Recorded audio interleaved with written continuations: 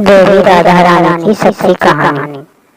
एक बार की बात है, बरसाना गांव में एक शेर रहता था जो बहुत धनी था। उसके 3 पुत्र थे परंतु कोई पुत्री नहीं थी।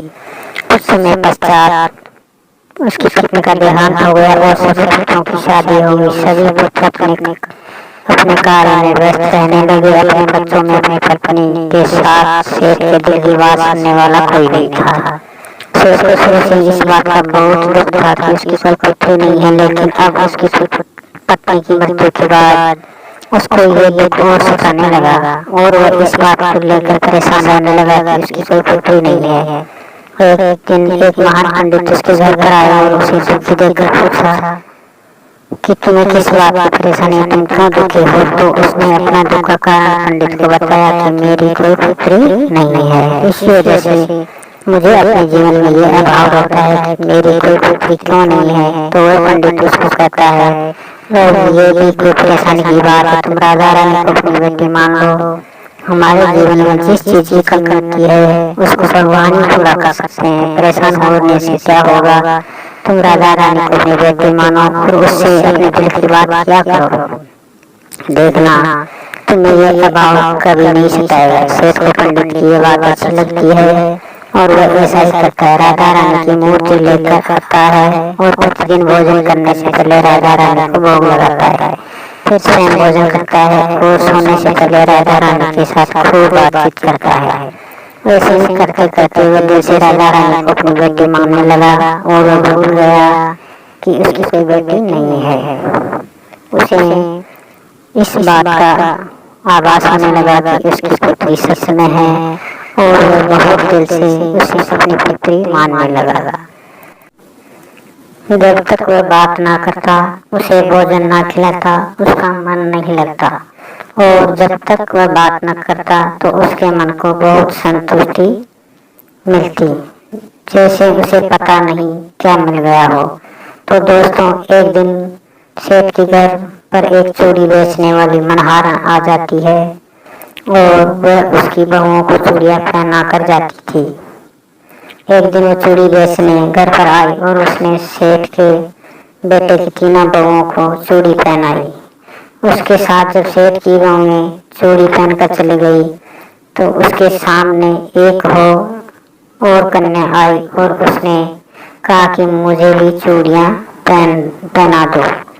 चूड़ी वाले ने सोचा कि शायद सेठ के घर पर कोई मेहमान होगा, उसने उसको भी चूड़ी पहना दी। उसके बाद वह चूड़ी वाली सेठ से पैसे मांगने सेठ की दुकान पर पहुंची और बोली कि चूड़ी के पैसे दे दो, और उसने पहले से अधिक पैसे मांगे। तो सेठ ने कहा कि तुमने चूड़ी का दाम बढ़ा दिया क्या।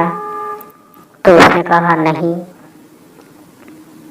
मैंने चूड़ी का दाम तो नहीं बढ़ाया, परंतु आज मैं 4 को चूड़ी पहना कर आई हूँ। उसने कहा मेरे घर पर तो 3 ही बहुएं हैं। तो उसने कहा नहीं, मैंने आज 4 को चूड़ी पहनाई है। सेठ ने कहा तुमसे कोई गलती हुई है, मेरे घर पर तो चूड़ी पहनने के लिए मेरे सिर्फ 3 बहू है। और उसने 3 के पैसे चूड़ी वाली को दे दी। चूड़ी वाली भी बिना कुछ कहे पैसे लेकर अपने घर चली गई। रात को सेठ घर आया। वह हमेशा की तरह राधा रानी को भोग लगाकर और खूब सारी बातें कर सो गया। उस दिन रात को सेठ के सपने में राधा रानी आई और कहने लगी, बाबा तुमने चूड़ी वाली को मेरी चूड़ी के पैसे क्यों नहीं दिए। जब तुम मुझे अपनी बेटी मानते हो तो तुमने मेरी चूड़ी के पैसे क्यों नहीं दिए। और ऐसा कहकर एक लाडली बेटी की तरह रोने लगी। ये सब देखकर सेठ की आंख खुल गई और वह भी रोने लगा। जब सुबह हुई तो वह चूड़ी वाली के घर गया और बहुत सारी स्वर्ण मुद्राएं उसके पैरों में रख दी और उसने बताया कि तुम कल सच बोल रही थी, तुमने कल 4 को ही चूड़ी पहनाई थी। मैंने राधा रानी को अपनी बेटी माना है। तुम बहुत भाग्यशाली हो जिसको राधा रानी के दर्शन हुए हैं। मैं इतने दिनों से उसके दर्शन को तड़प रहा हूँ और तुमने एक बार में ही उनके दर्शन कर लिए। यह बोलकर रोने लगा और बोला कि तुम्हें चूड़ी का जो भी दाम चाहिए मुझसे मांग लो।